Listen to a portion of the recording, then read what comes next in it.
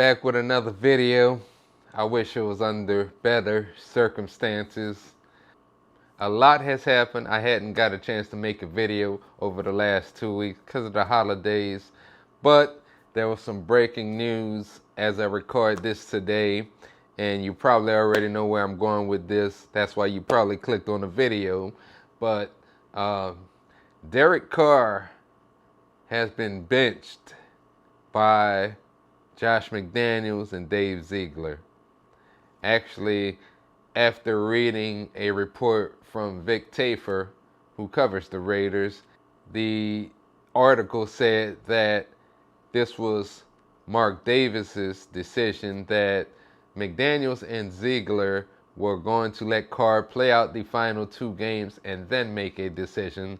But apparently, Mark Davis has already made that decision based on Carr's play pretty much over the course of this season.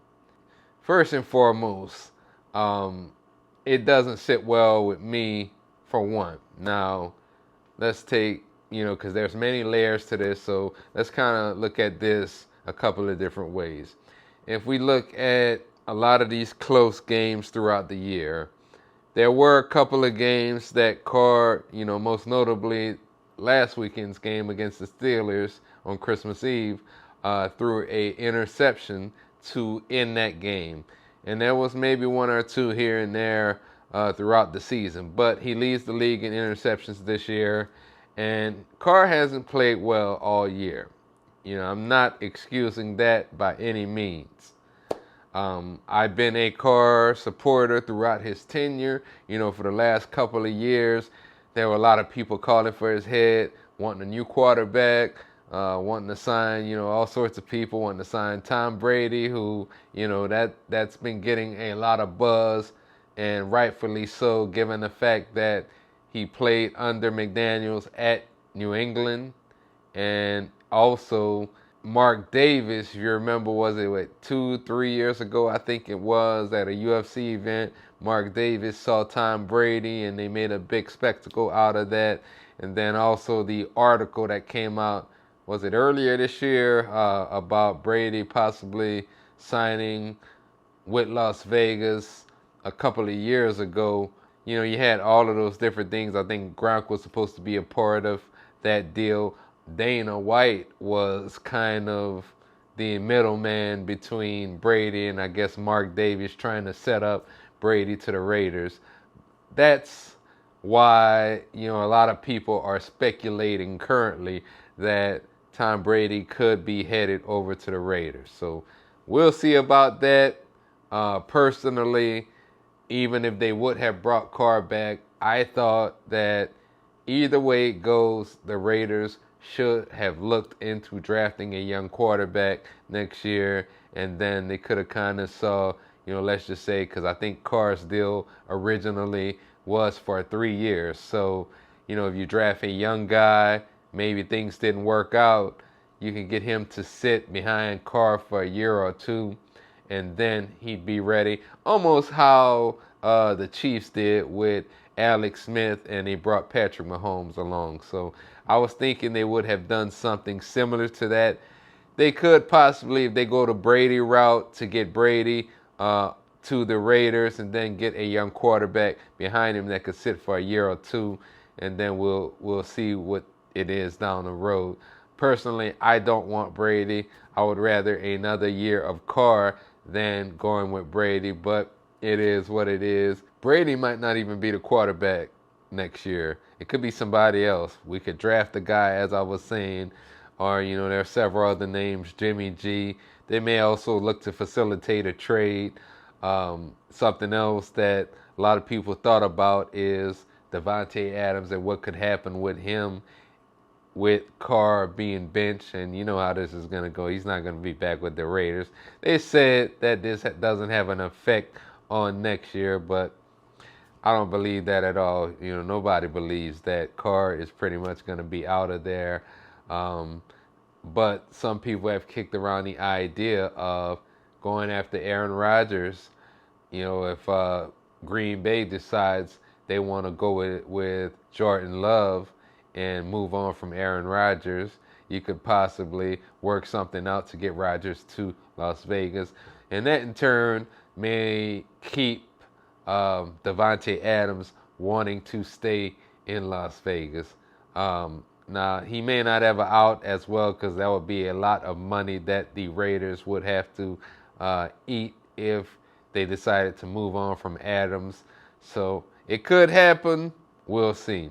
I mean, the other side to that, though, kind of going on with the big picture and what I thought was wrong with the Raiders in 2022.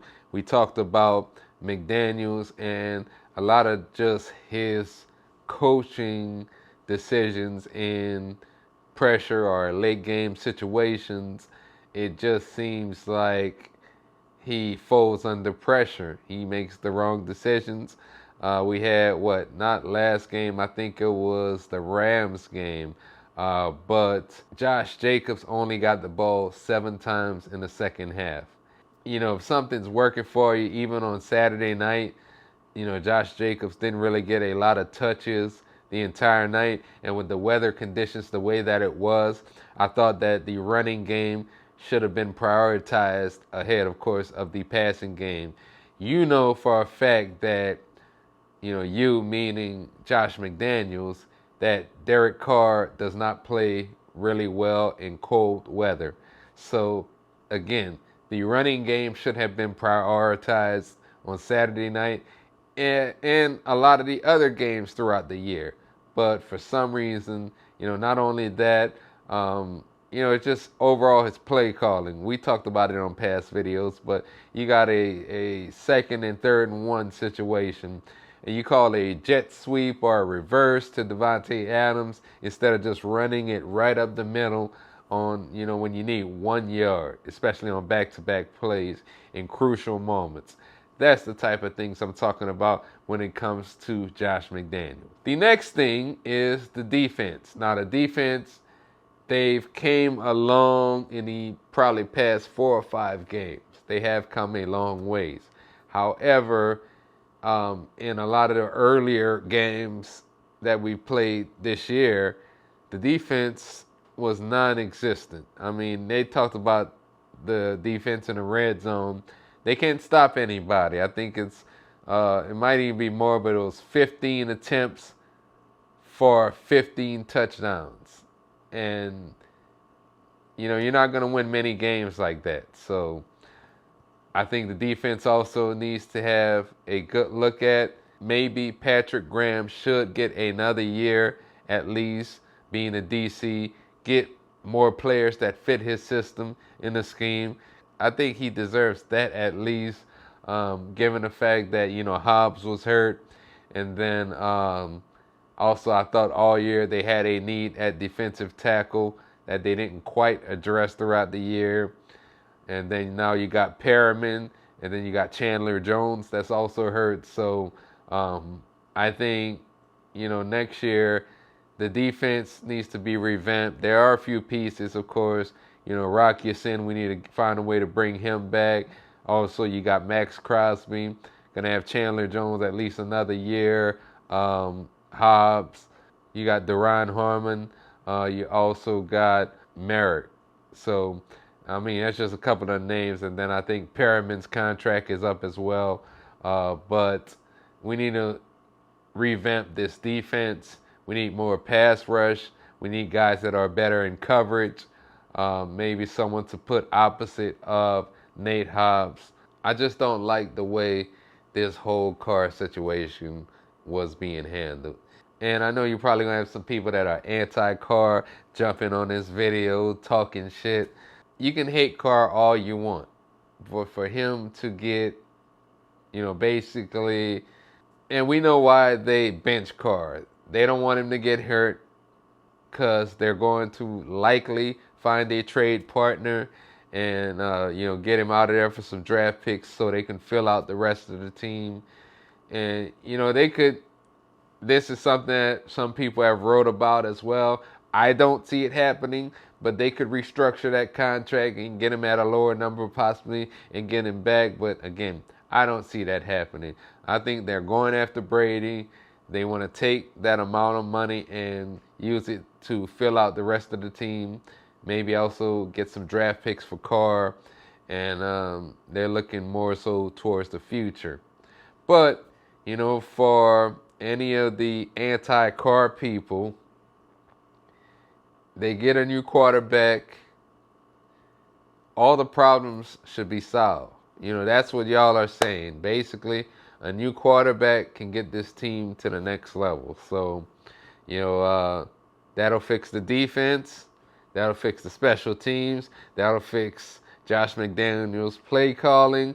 That'll fix the bartender in Mark Davis' suite. That'll fix the performances on Sundays at Allegiant Stadium. That'll fix all the parties on Saturday nights before the football games. That'll fix everything that is wrong at Allegiant Stadium and with the Raiders. So, that's what everybody's saying. So, y'all finally got your way. And I don't care. Call me a Carr stan. I got on a Carr jersey. Salute to Carr. But I just thought for 9 years of what this guy gave to the organization, to the Raiders, that he should have been treated better. Whatever it is, I wish DC the best of luck. And, thank you for 9 years, Derek Carr. It was a pleasure to watch you put on these silver and black. To the next guy coming in, I'm going to support that guy as well.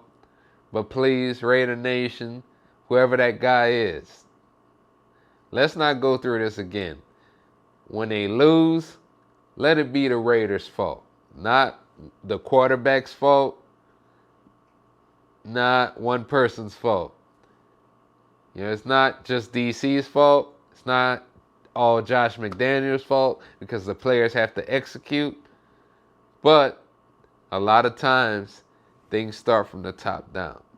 I went longer on this video than I wanted to because, it's upsetting to see. And I never thought Derek Carr's tenure would end like it has. Damn shame. That's all I got. And I'm out.